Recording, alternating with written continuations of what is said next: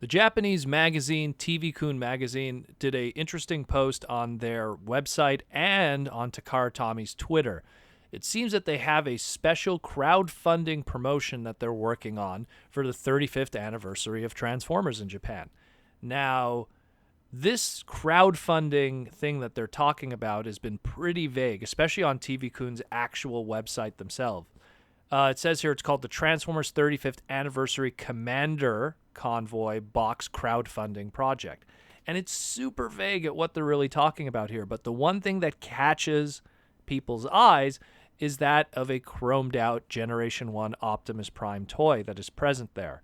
Now, that makes a lot of people excited because of the history of a gold chromed G1 Optimus Prime toy. And I'm not talking about like other gold chromed G1 Optimus Prime toys, like lucky draws that we've gotten in the past of different Optimuses throughout the iterations, or even like the Golden Lagoon stuff we're getting from both the current Masterpiece and previous Masterpieces back in the day.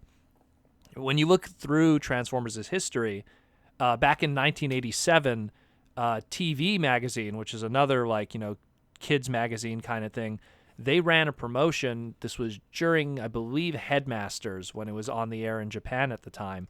And they ran a promotion where it was like, oh, you color in this Optimus Prime drawing, and then you send it in, and the top 100 winners is going to get this chromed G1 Optimus Prime toy on like a base, on a statue plaque almost. And it was the first ever lucky draw exclusive. So this was super limited. It was very coveted by a lot of collectors, and who knows how many of those even survive to this day. Very little of them have. A couple years later, then Takara actually gave something very similar to some of their employees as a commemorative of Transformers' history, and the only difference between that one and the one that the kids got from TV Magazine was the plaque had a little bit of a different etching on it, saying it was for Takara employees and stuff. Very few photos of this exist to this day.